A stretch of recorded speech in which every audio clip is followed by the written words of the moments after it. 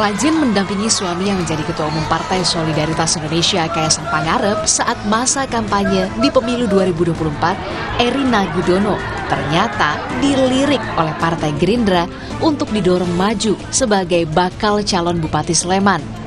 Tentu bukan tanpa alasan, nama Erina dipertimbangkan masuk ke dalam radar Gerindra. Menurut Wakil Ketua Umum Partai Gerindra Habibur Rahman, sosok Erina yang masih muda, terlebih karena keluarganya turut berjuang memenangkan pasangan Prabowo Gibran di Sleman, Yogyakarta. Usulan tersebut salah satunya mungkin karena memang keluarga beliau ikut all out ya, berjuang memenangkan Prabowo Gibran di Sleman, juga mungkin karena memang seorang tokoh juga yang dikenal masyarakat, apalagi perempuan ya. Saat ini memang jarang pemimpin perempuan, dan ketika ada pemimpin perempuan mendapat atensi yang lebih dari masyarakat. Intinya hal-hal tersebut akan dinilai nanti dan akan diputus oleh Pak Prabowo. Sementara calon wakil presiden Mahfud MD turut merespon kabar menantu Presiden Jokowi Erina Gudono yang masuk radar Gerindra sebagai calon bupati di Pilkada Sleman. Mahfud mengaku bukan anggota KPU sehingga tak bisa banyak berkomentar soal itu. Mantu Jokowi akan maju Bupati Sleman, Pak. Tanggapannya, Pak, sebagai warga Sleman sekarang dua-duanya, Pak. Saya bukan KPU, jadi tidak tahu saya tidak. Sejak menikah pada bulan Desember 2022 yang lalu dengan putra bungsu Presiden Jokowi, popularitas perempuan kelahiran Pennsylvania, Amerika Serikat ini terus naik. Peneliti SMRC Saidiman Ahmad pun menyebut ini jadi awal yang baik jika Erina mau serius berkiprah di dunia politik sebagai calon Bupati Sleman. Kalau kita lihat nama-nama yang dimunculkan oleh Gerindra kan mungkin tidak ada yang sepopuler Erina sekarang ini ya, sebagai sosok pendamping Kaisang Pangarep. Jadi popularitas ini sangat penting. Kan biasanya di dalam pemilihan kepala daerah, pemilihan anggota legislatif, bahkan pemilihan presiden, modal pertama yang harus dimiliki oleh seorang kandidat adalah popularitas. Kalau dikenal saja tidak, bagaimana orang kemudian bisa memberikan penilaian sampai kepada pemilihan. Jadi modal popularitas ini adalah modal yang paling pertama. Di Sleman ini Gerindra kan tidak bisa mengusung sendiri calon bupati, masih butuh sekitar 4 kursi tambahan dari 6 kursi yang sekarang diduduki oleh Gerindra di sana.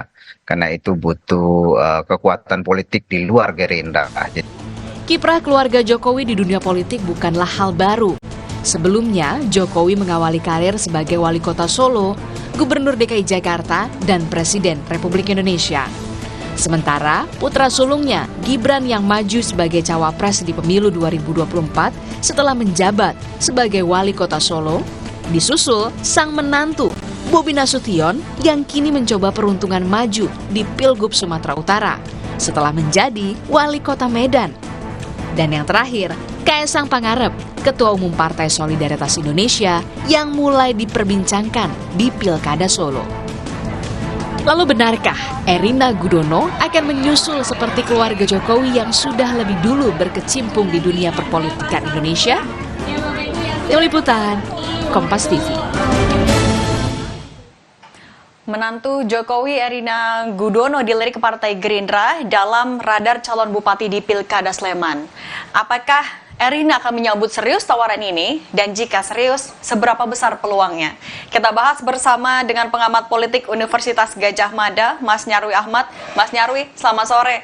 Mas, ini kan bukan pertama kali sebenarnya keluarga Jokowi dilirik oleh partai politik untuk di Pilkada. Tapi kalau Mas Nyarwi melihatnya, sebenarnya ini adalah bentuk kegenitan partai politik, kegagalan kaderisasi, atau ekspansi dari dinasti politik Jokowi? Ya, kalau saya ditanya dengan 3 opsi itu, jawaban saya bisa 3-tiganya. Itu jawaban yang mungkin kalau di ujian bisa salah ya, Cindy. Tapi dalam politik bisa aja benar semua itu. Kalau misalnya dikatakan misalnya itu kegenitan partai, memang kalau dalam lihat tren-tren yang terjadi hari ini ya, termasuk usulan Erina ini kan muncul dari Gerindra tuh. Nah itu wajar. Kenapa? Karena Gerindra itu belum pernah ya memenangkan ya pilkada khususnya untuk Sleman gitu. Dan saya kira Gerindra punya target tentunya dengan memunculkan nama-nama yang populer yang kira-kira punya pengaruh yang nanti sangat kuat atau punya peluang gitu ya untuk bisa bertarung ya dibandingkan kontestan yang lain gitu. Atau paling enggak gitu dengan memunculkan nama misalnya contoh Erina yang populer ini. Nah, nama-nama kandidat dari Gerindra yang lain juga bisa makin populer. Paling enggak apa yang disampaikan Gerindra itu menjadi perhatian gitu. Itu satu. Kalau yang kedua misalnya, kalau itu dikatakan apa namanya kaitannya dengan tadi ya misalnya dinasti politik Jokowi ekspansi ya. Ya faktanya memang juga demikian gitu. Pak Jokowi itu saya kira itu presiden yang paling berhasil ya membangun dinasti politik pasca reformasi. Ya, kita lihat aja kan dari anaknya ya, dari wali kota, kemudian cawapres, menantunya. Nah, ini kalau termasuk nanti, kalau misalnya Mas Kaisang berhasil di Solo, Erina berhasil di Sleman, wah itu luar biasa keberhasilannya, masuk rekor apa ya, mungkin rekor apa Muri ya, dan World Guinness Record juga gitu.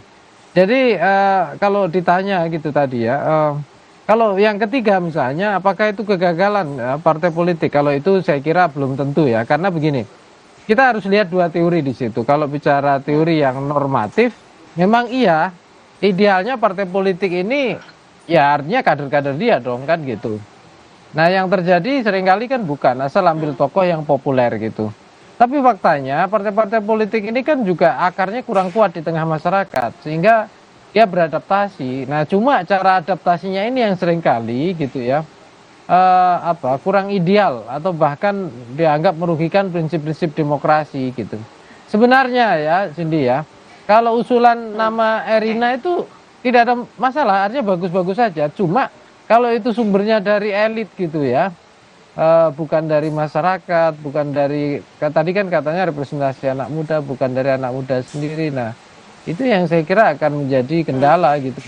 Kalau katakanlah Erina itu kontribusinya real di tengah masyarakat Sleman, apa saja yang sudah selama ini dilakukan dan itu ditunjukkan, saya kira tidak ada masalah. Cuma kalau kita tidak tahu rekam jejaknya gitu ya, tidak tahu apa yang juga dilakukan dalam dunia apa istilahnya politik maupun kebijakan publik, tiba-tiba masuk, nah itu seringkali munculkan pertanyaan, ya kan gitu. Termasuk wah ini jangan-jangan bagian dari memperkuat ya cakar dinasti politik Jokowi di Indonesia, kira-kira itu.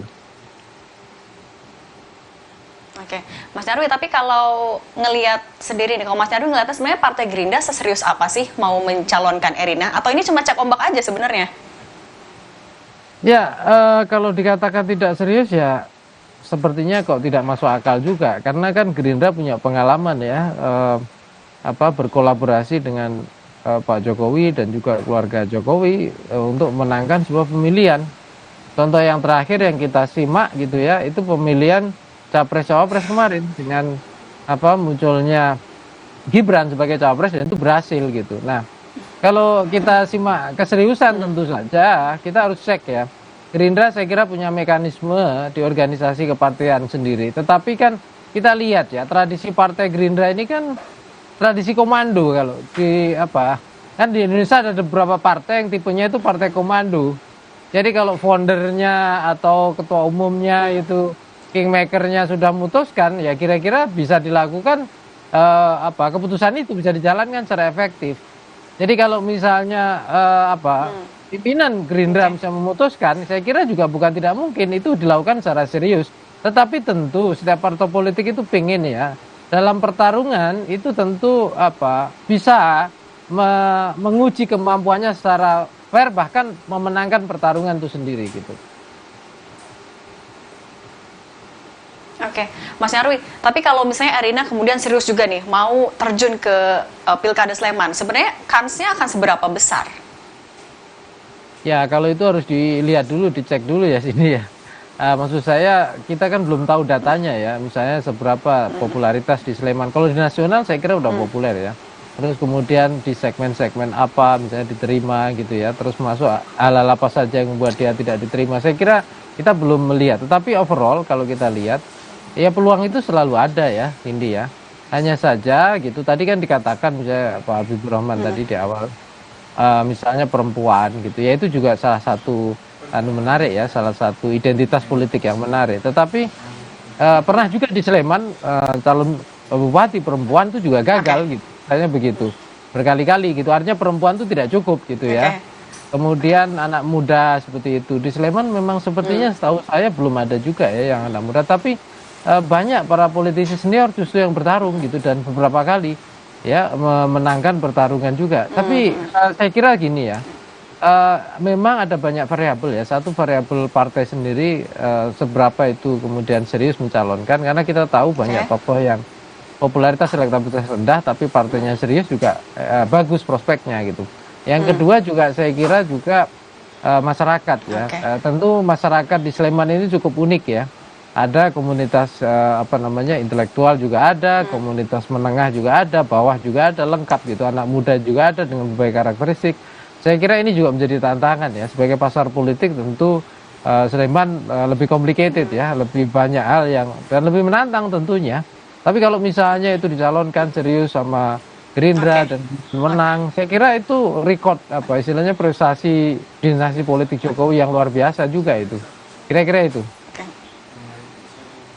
Oke, artinya sebenarnya tokohnya nggak masalah, tapi asal berasal dari aspirasi publik. Mas Nyarwi Ahmad, terima kasih banyak waktunya untuk Rumah Pemilu. Sehat selalu. Ya. Dan usai jeda, Saudara, Rumah Pemilu akan kembali dengan informasi Partai Solidaritas Indonesia atau PSI mengusulkan Presiden Jokowi jadi sosok yang berada di atas semua partai politik, termasuk sebagai ketua koalisi partai-partai.